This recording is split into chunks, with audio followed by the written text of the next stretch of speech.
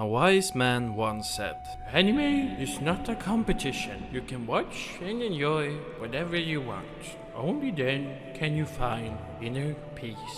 The only wrong thing with this man was a monk in the motherflipping 1800s and evidently had not only shaved off his hair, but his balls too.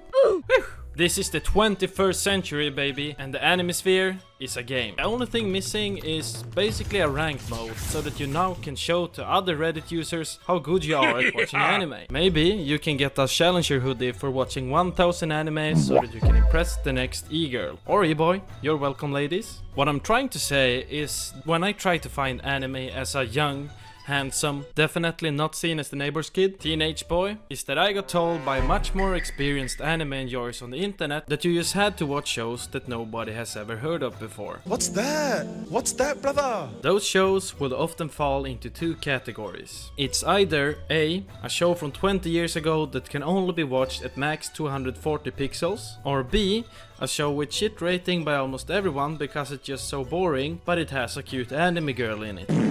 Only then could you acquire the taste of the master. Now, I'm not trying to blame anyone for my traumatic anime childhood. I just want to guide people to not go down the same rabbit hole consisting of my anime list with shinobi backgrounds. It's also that you, the viewer, can separate prolific taste from pedophile taste. Disclaimer, I'm not trying to say anyone is a pedophile, I just thought it was funny. However, that is not to say that there is no good shows that flies under the radar. And that is what I'm here for. If you can compromise with me, I can show you a series that is actually good. The compromise is that the series I will cover will actually be pretty recently made and have a good production, 720p at the very least, baby. However, they might not actually be an unknown entity or anime that you had never heard about. That would really be a clickbait title, since then they would actually have to fall into one of the three categories. You know, so these are shows that have fan bases for sure, but in my opinion, these shows aren't talked about nearly enough considering how good they actually are. So, the YouTube title might be a bit of an overstatement, but so will your sexuality be after our first entry. I beg your pardon? Starting off with our first anime, Banana Fish. If you're like me and you just want to live your own little anime life where you only watch the anime that you feel comfortable with,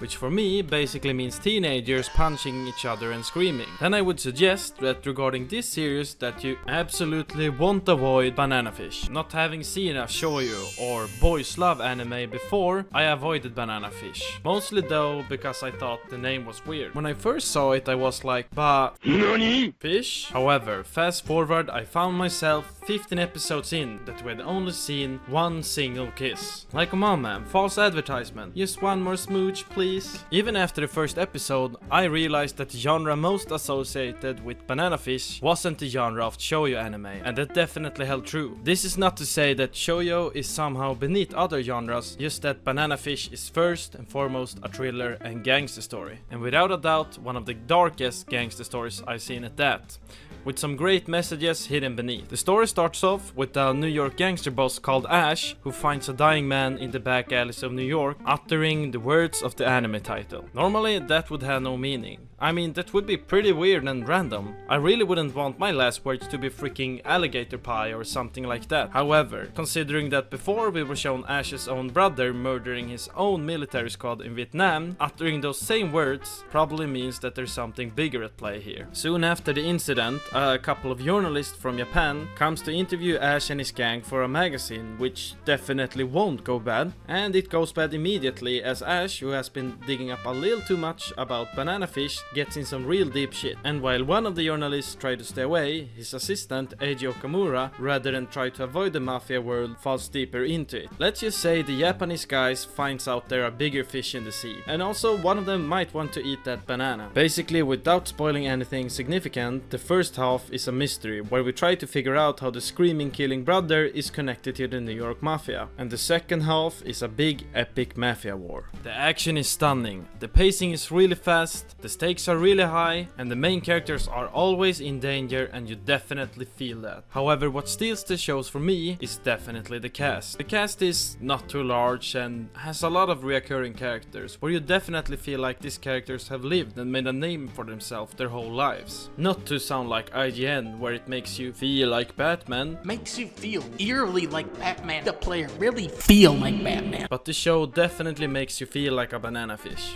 I'm sorry, me who has to read this joke. What I meant to say is that side characters such as Skip, Max, Jessica, Kane, Arthur are great examples of characters who feel like they were not invented for the series, but rather that they have lived in this world their whole life. What really steals the show, however, is the main characters Ash and Edgy. On one hand, we have Ash, who has a rough surface, swagger, highly competent, and it seems that he can do almost anything. Most of all, he is a capable leader, a capable fighter, and can kill people easily, in cold blood. Edgy, on the other hand, may at first glance seem soft, careful and nice, but we later find out that he might have a little crazy in him. More importantly, our duo main characters complement each other, where Ash with a really dark past opens up more and more, and throughout the show that he can actually have feelings, and actually be the teenager that he's supposed to be. Edgy doesn't change as much, but the more time he spends with Ash, the more he falls into the gangster world, which in this series means, yes, he might actually die. I will also say, if you're American, firstly, howdy. Also, this might just be one of the best realizations of America and especially New York to date.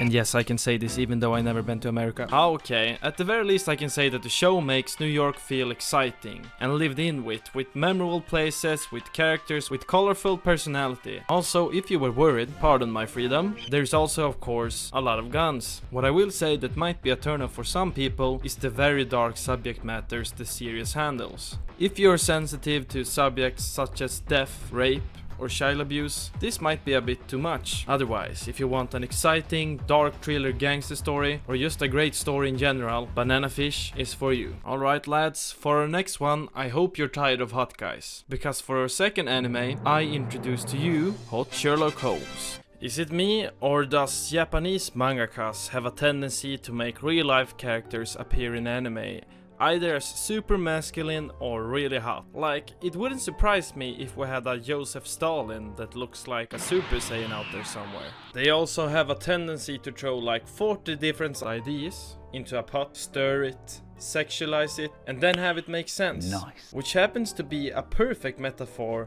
for a show like Moriarty the Patriot. On paper, the plot may seem batshit crazy, but in reality, the story is well thought out and grounded. Whereas you initially might expect a detective show where old English gentlemen can say, "Yes, oh, that was some nice stimuli for my brain area."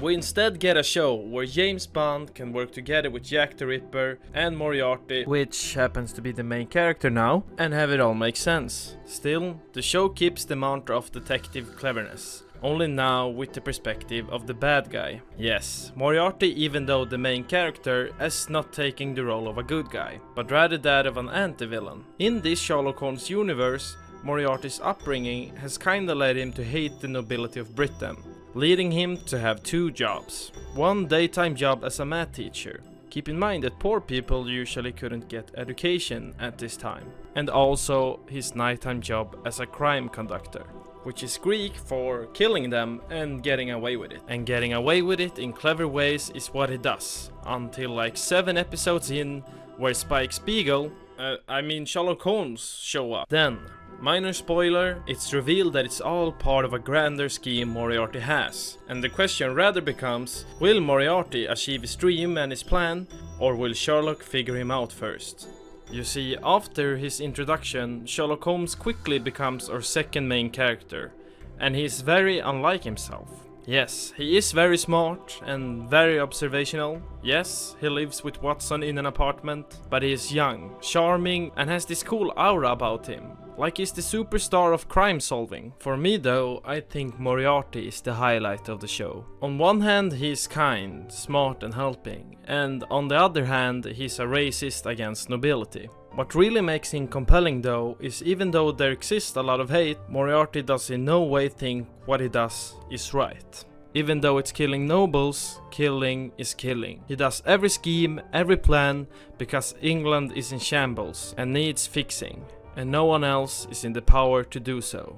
As the cat and mouse race progresses between the two main characters, we see them both reveal their past and develop, as the world is simultaneously thrown in a Code Geass-esque scheme, all building up to the grand finale.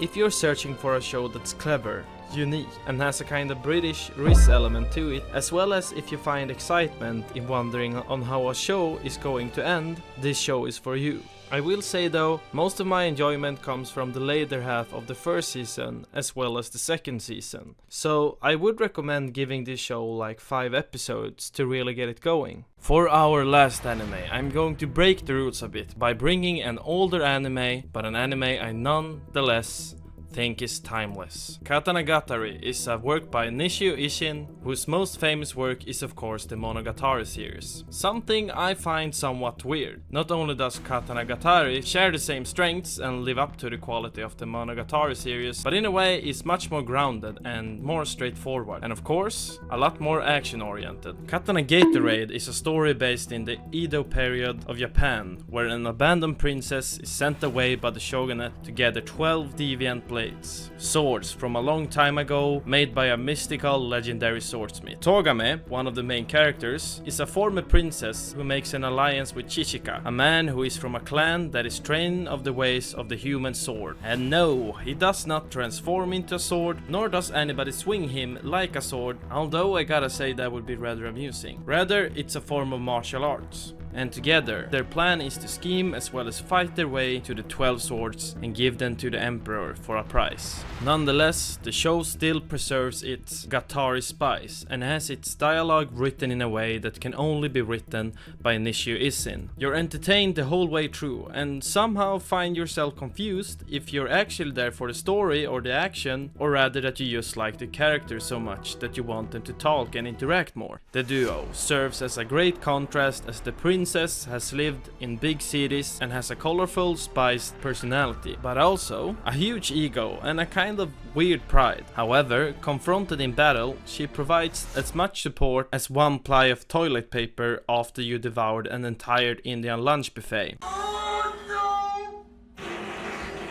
Which also, weirdly, she takes pride in. On the contrary, our man Chichika is the Shaquille O'Neal of combat. I mean, the dude changed the rules. Dude literally is a sword, in fact. That includes thinking like a sword, merely listen to the wielder Togame and everything she asks. You see, Chichika has spent almost all his life on a remote island, not being very good at conversing, neither in showing any personality, which funnily enough is part of his personality. I think why this show doesn't have a bigger popularity is partly because it's a bit weird, and partly because of the art style. It's not your standard Sword Art Online as design, but has a unique art style of its own. And you may be like, how is that a turn-off? It sounds like you're complimenting the series. Well, I am, but let me give you a real-life example from my older brother. Okay, here goes. My older brother didn't want to watch Yo-Yo because he thought the art style was weird. Yep. That's it. That's the whole argument. Like, imagine not having seen Yo-Yo. God damn, I'm so much more handsome and smart than him. Even if you find the art style a bit weird in the beginning, trust that you will come to love the art style and will see some absolutely banging and unique art pieces because of it. To prove the point, let me give you an example. At one point, they animated half an episode, that is to say like 25 minutes in the point of view as a game, just to get a point across. And I mean, that is really cool. And that's just one example. And speaking of, the last thing that may turn some people off is how it's structured, as Katanagatari is 12 episodes long but has freaking 50 minutes of runtime. Also, in the beginning, there's like a new main villain for every episode, so people can kinda get the monster of the week kind of feel. This is a wrong take, as not only does Katanagatari have lots of character development, not to mention reoccurring characters, but also each episode they travel to different places in Japan and explores different parts of mystical Edo Japan, which makes people like me, who has watched entirely too much Naruto, extremely fascinated. Nonetheless, I think it's in its last episode that Katanagatari reaches an even greater height. Not to say that you won't be entertained the first 11 episodes, because you definitely will, but in my opinion it's in its finale that the show cements itself as one of the greats, with spectacular build-up. The last episode is one where your emotions, physical climaxes from grand battles, as well as your intellectual strength will be tested, and it will leave you with a feeling saying, damn, I'm just happy I got to experience this show. And therefore also of course subscribing to this channel. Come on guys, I didn't... No, you know what? I did not ruin the moment. If Chichika is a human sword, I'm a human YouTube video. So that means I have all the power and I do not need an ending montage.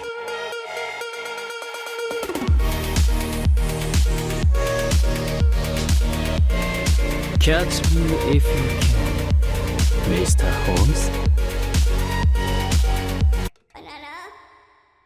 Well, what do we have here? This is me from the future, or should I say the now. Turns out I'm really bad at uploading YouTube videos. Who would have thought? Anywho's, hopefully that one thing is about to change, because recently I did what any sane person would have do and I quit my 9-to-5 job. Yes, Americans, I'm living the dream. And from now on, to all my big 20 subscribers, I'm actually going to upload a bunch. However, I need a bit of help. First off, in this video I hired an editor, and I think he did a pretty good job considering my jokes are a bit far-fetched and my mind is equal to that of a psychopath. What did you guys think? I do wanna edit myself, but being the equivalent of a non-drug using crackhead, I use a cracked version of an editing software, which breaks down every millisecond, also because I have a shit computer. I am going to upgrade my editing gear and from the next video upload one video every 2 weeks. Tell me what you guys liked, what you didn't like, and tell me what type of videos you guys would be interested in seeing. I got loads more anime cooked up, but tell me if you also would like something different, like sports, music, TV shows, or games. Really appreciate your feedback. Thank you for watching. You just raw dogged my babbling for about 15 minutes, and that's a W if I ever seen one. See ya, and on to the next one.